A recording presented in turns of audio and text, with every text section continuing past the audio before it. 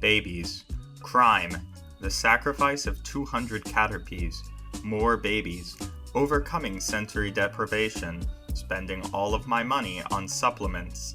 This is Pokemon Crystal, Blind and Deaf. It starts.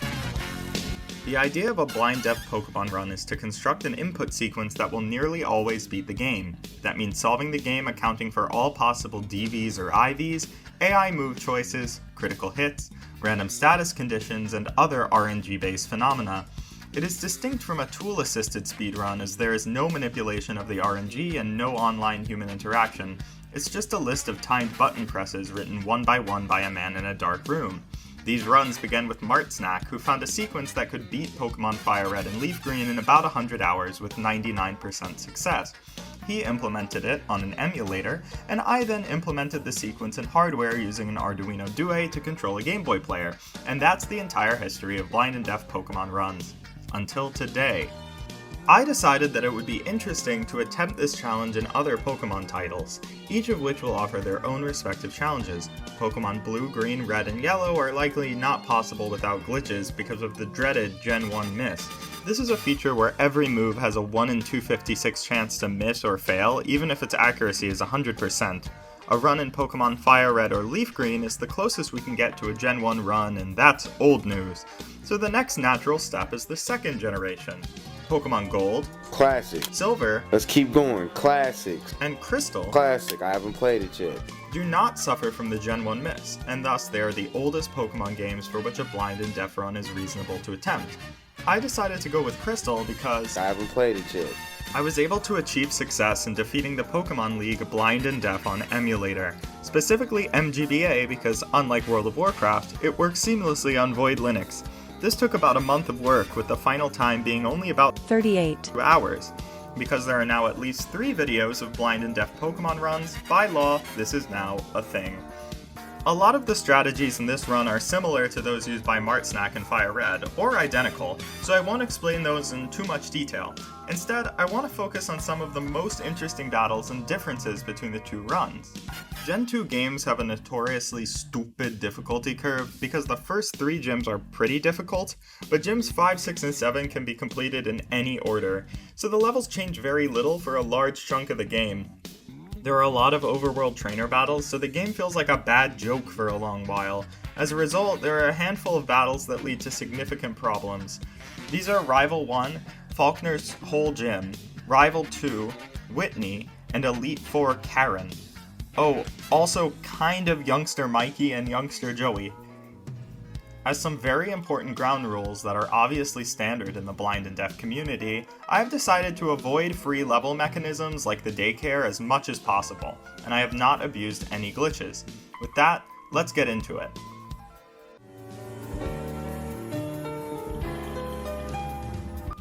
This run is all about thinking far into the future, like chess I imagine, but in the early game you are very limited by being financially destitute and having access to only your starter Pokemon.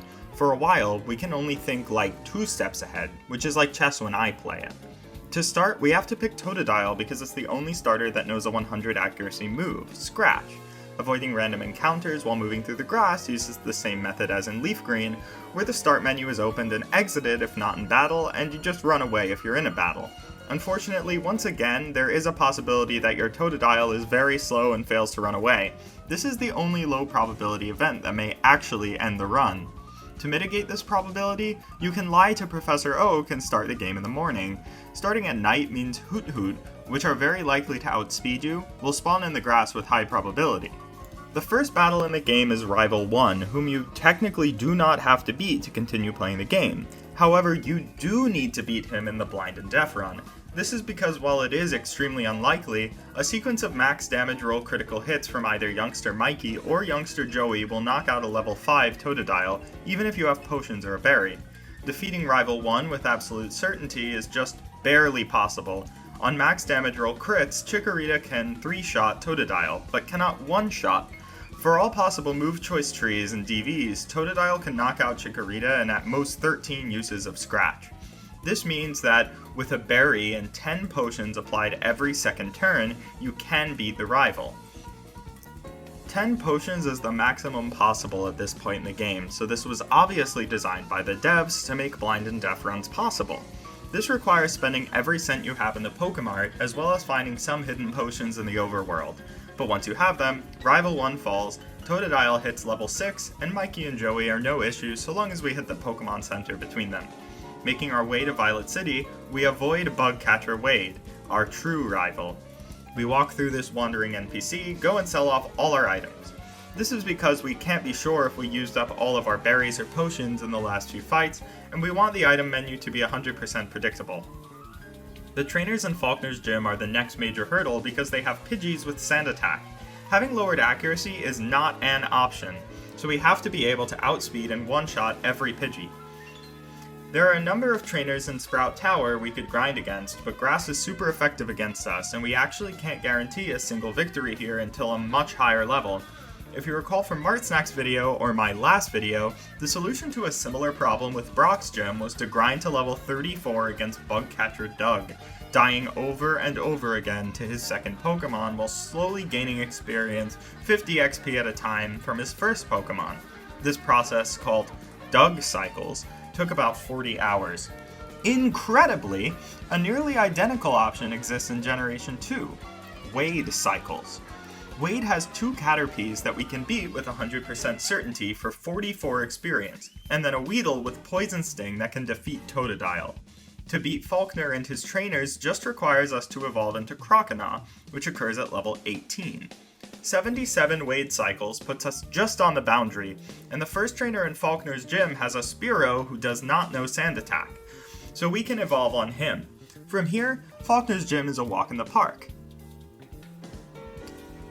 The choice to put Wade at this point in the game shows once again that the devs designed this game with the blind and deaf run in mind. While I could theoretically lose to Wade ad infinitum and make the rest of the run significantly easier, getting to level 18 already takes around 20 hours due to how long Gen 2 trainer battles take, and my rule is to spend as little time earning free levels as possible. And so I leave Wade alone.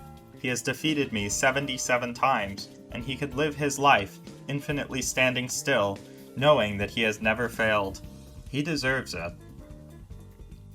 Bugsy is the next major trainer battle, but we also have to worry about the trainers in his gym. You see, we're running into the issue that Croconaw is actually not a very talented Pokemon. It suffers from having pretty bad special, even though the best moves that get same time attack bonus are special moves. This is fairly tragic, as we can only use Pokemon gifted to us in a blind and deaf run. The only other Pokemon available at this time is Togepi, which is way worse and starts off only at level 5, so we have to make the best of this tight situation.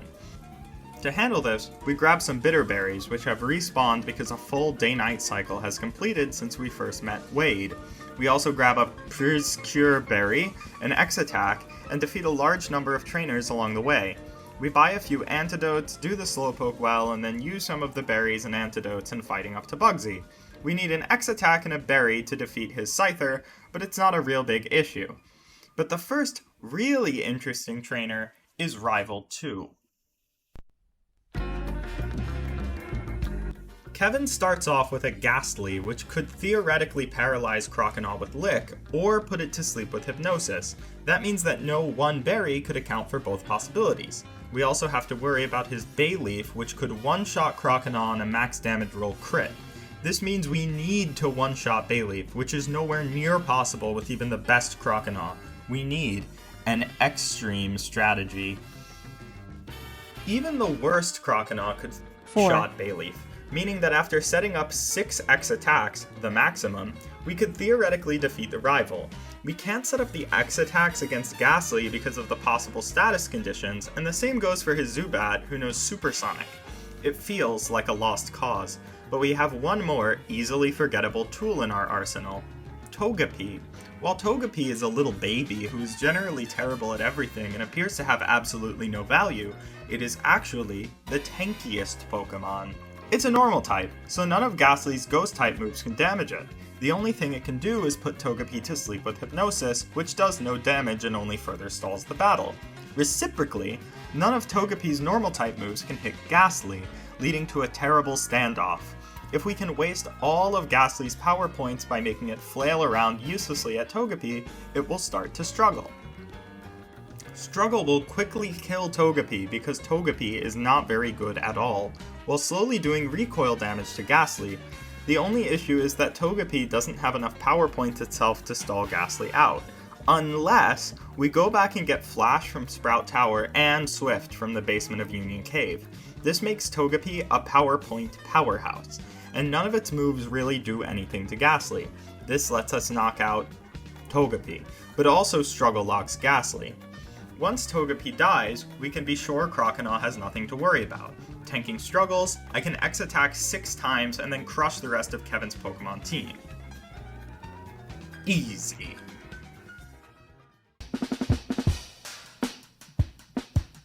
Defeating Rival 2 opens up the daycare, which guarantees that the run is now theoretically possible, as I could level anything to 100 and sweep every trainer, but that would be against the very important community guidelines. It's instead important to worry about how we can win the game while also making it as hard as possible. We still lack freedom, as we have to beat Whitney and Morty before the game really opens up. Whitney is one of the hardest gym leaders in the series. Miltank's Rollout, Attract, and Milk Drink are in tandem impossible to account for, even with the X attacks, so once again we need to one-shot Whitney's Pokemon. How exhausting. Leveling up Feraligatr above level 50, this is possible, but not at all satisfying.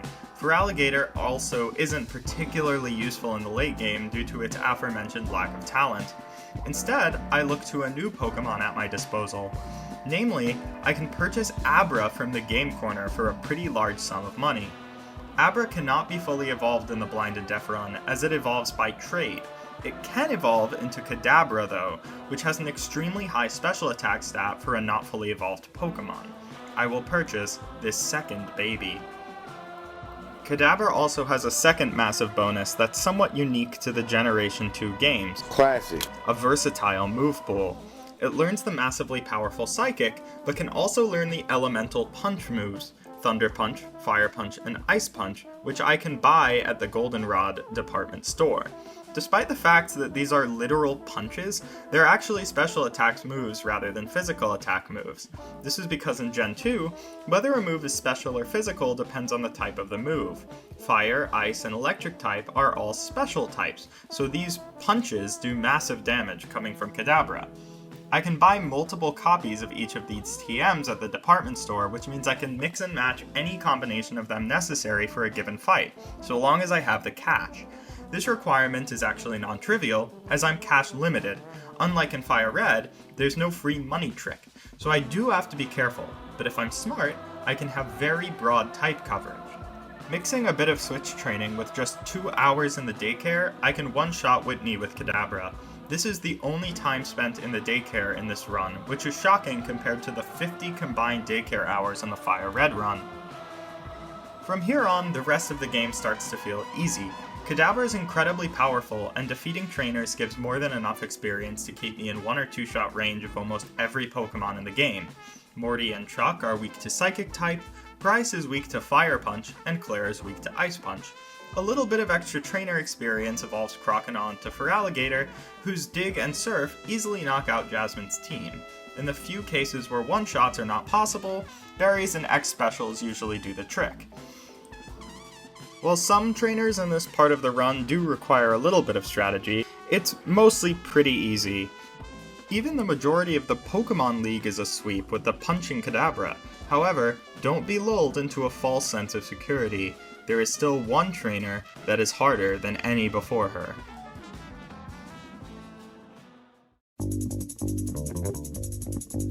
Karen uses Dark-type Pokemon, which are unique in that they cannot be affected by Psychic-type moves. They're also super effective against Psychic-type, and only Fighting and Bug-type are super effective against them. There aren't many good Fighting and Bug-type moves, and especially none that Kadabra can learn. Kadabra is really not well posed to deal with Dark types, especially because Karen's lead, Umbreon, also knows Sand Attack and Confuse Ray.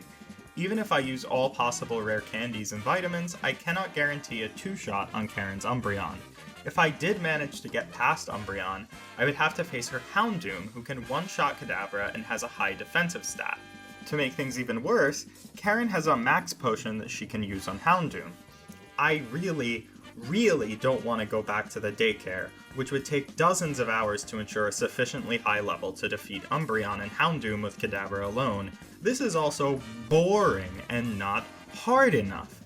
Instead, it's time to use all of the tools at my disposal, including 2 more babies, and show Karen what a blind and deaf person can do. The first step is to catch Suicune before heading to the Elite Four. This, which is only guaranteeable in Crystal, gives me a tanky and decently leveled Water-type Pokemon who's generally better than my talentless Feraligatr. Don't worry, Feraligatr will still play a role in our great battle. Even though it's a legendary Pokemon, it is still a dog. Buying calciums until I have no more money, I can still only guarantee that Suicune can 2-shot Houndoom with Surf. However, calcium raises both special attack and special defense, so this more importantly guarantees that Suicune can tank a max roll crit crunch from Houndoom. However, Kadabra and Suicune are not enough for this battle to be a guaranteed win. I also need Feraligatr and at least 2 babies. I've picked up Kenya the Spearow near Goldenrod and a Dratini from the Dragon's Den, but any 2 babies will do. With that, we enter the Elite Four, crush Will, Koga, and Bruno, and take on the incredible Karen. We lead with Kadabra and start off with a Fire Punch. Karen's AI is guaranteed to use either a Sand Attack or a Confuse Ray here, meaning that Kadabra will be left at full health. There are 4 possibilities at the end of this turn. I may have gotten a crit, and in either case, I may have burned Umbreon. Whether or not I burned Umbreon actually matters a lot, and it's frustrating that Fire Punch offers this amount of variability. However, my only other 2 options are Thunder Punch and Ice Punch, which offer even more variability in the opportunity to paralyze or freeze. No matter what has happened, I mash B to get through the text boxes and switch to Spearow on the next turn. This eliminates any possible accuracy reduction or confusion on Kadabra. Spearow is just a baby, so if it tries to peck Umbreon, it will quickly die. This takes either 1 or 2 turns. I can then switch back to Kadabra with the guarantee that it's not confused and still has full accuracy and full health.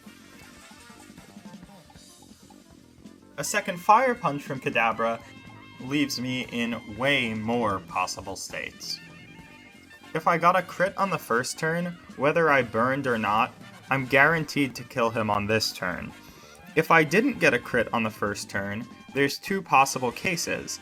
Either he survives and is not burnt, or he survives and is burnt. The case that Umbreon survives and is burnt can go one of 2 different ways. The panel shown on the top right here is a case where he survives and is burnt, but is identical to the case that he survives and isn't burnt. So I'm only showing 3 panels here because I think it's a little less confusing for the German viewers out there. Because of some intelligent, i.e. accidental, experience management, if the Umbreon does faint here, Kadabra is stuck in some level up menus. This gives us a bunch of button presses that are sort of free in this case. That means that as we switch to our new baby in the other 2 cases, the arrow key presses do absolutely nothing in the first case, and the A presses just advance through the level up text. Once Dratini's out, one of 2 things can happen. Either Umbreon will choose to use Feint Attack, which will leave Dratini fainted, or Umbreon will choose to use Confuse Ray or Sand Attack, which will actually leave Dratini at full health. Pausing here, let's consider what an A press will do in any of these 3 states. On the top left, A presses will bring us into the Pokemon menu to choose a Pokemon to switch into Karen's Murkrow. On the top right, on the other hand, A presses will bring us into the Pokemon menu to switch into Karen's Umbreon, who has still not yet fainted. On the bottom, on the other hand, A presses will bring Umbreon to death due to his burn, and Fubini will still be out.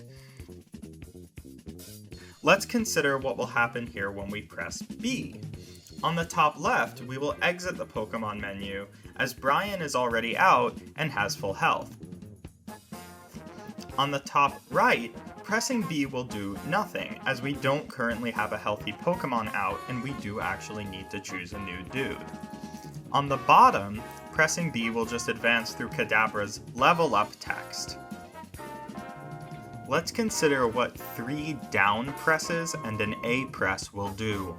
In the top left, it will bring us into the bag menu while Murkrow is out and Kadabra is out. On the top right, it will send in Brian against Umbreon. And on the bottom, it will just advance through some text boxes again. Some A presses either leave us fooling around in the bag against Murkrow, using Fire Punch against Umbreon and knocking it out, or in the Pokemon Switch menu, pressing on Fubini over and over again.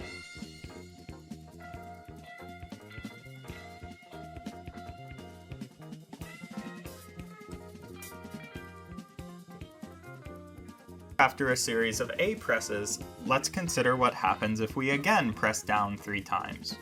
On the top left, we're still fooling around in the bag against Murkrow. On the top right, nothing is happening because we're advancing some text boxes. And on the bottom, we're switching into Brian. A B press here takes us out of the bag in the top left case against Murkrow. Tells us not to switch our Pokemon in the top right case as Karen switches in Murkrow, or does nothing as we switch into Kadabra against Vileplume.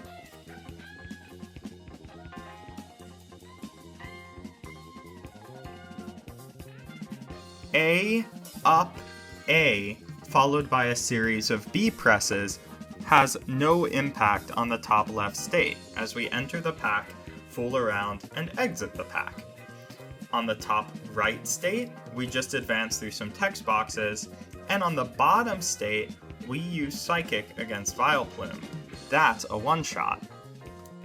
We keep mashing B and then press up to sync all 3 cases into being on fight in the menu against Murkrow. Then we press A to enter the Move Select menu, and then down and then A. In the top 2 cases, this uses Thunder Punch, which knocks out Murkrow in 1 hit, and in the bottom case, this uses Fire Punch, which also knocks out Murkrow in 1 hit. Finally, in all 3 cases, we're pretty much synced up with one minor difference. Murkrow is down in all of the cases, Umbreon is down in all of the cases, but the only difference is that in the bottom case, Vileplume has already been defeated. This only has a minor effect on the end of the battle, so let's ignore this case just for now. If you thought the hard part was over, you're sadly mistaken. Next, Karen is guaranteed to send out Houndoom as its dark type and will be super effective against Kadabra. We can respond by sending out Suicune. There are 3 possible cases on these first few turns with Suicune. We use Surf once, which could either crit or not. Because of the precise special attack that Suicune has being level 40 and having used all of the calciums, I will either one-shot Houndoom, which only happens if I get a critical hit, or two-shot Houndoom, which means it's left with just a little bit of health. In this case, Houndoom will have used Crunch, which due to our amount of special defense using all the calciums, will never kill me. In the more common case that I did not get a critical hit, a couple more A presses lets me use Surf again. If I use Surf again, then Karen will be using a max potion on Houndoom before I hit with Surf.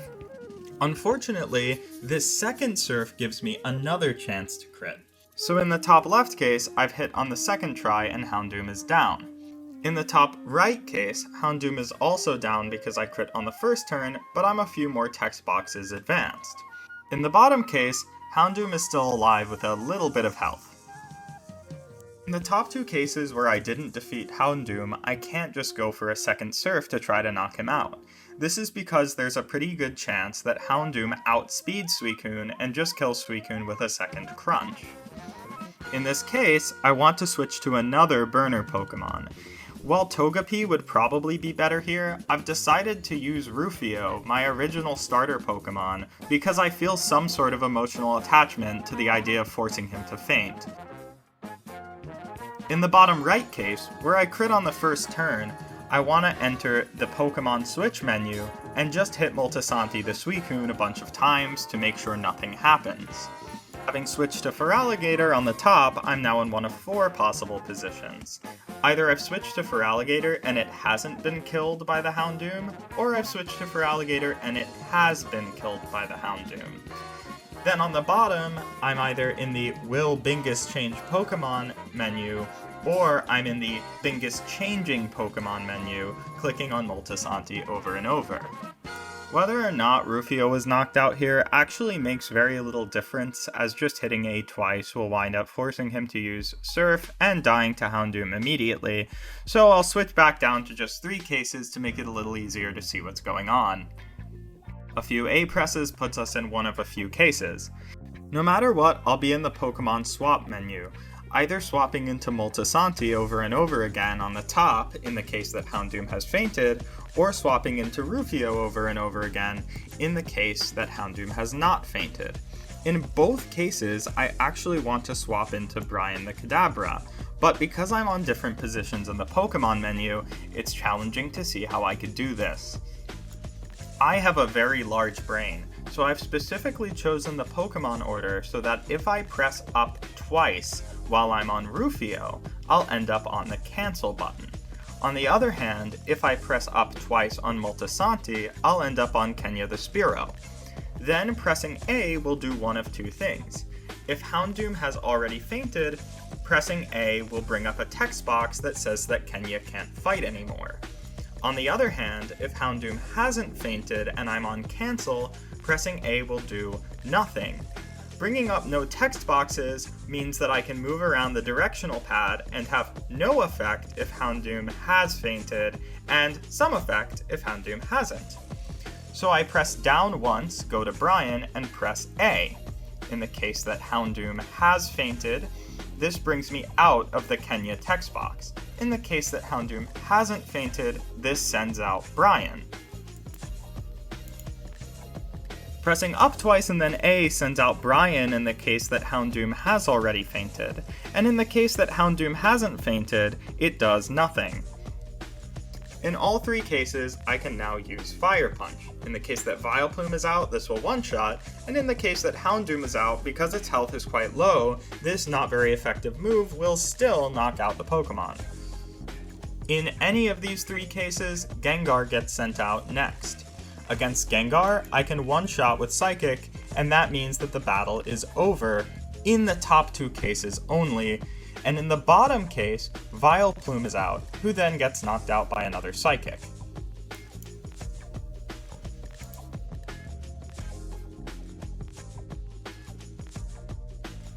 It's almost over. Let's just quickly remember that case where Vileplume has already fainted. In this case, when Vileplume would have been sent out, instead Gengar is sent out. Goodbye, Karen.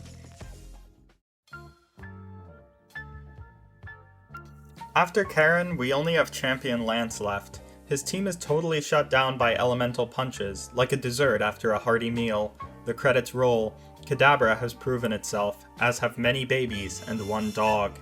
But the game doesn't technically end here.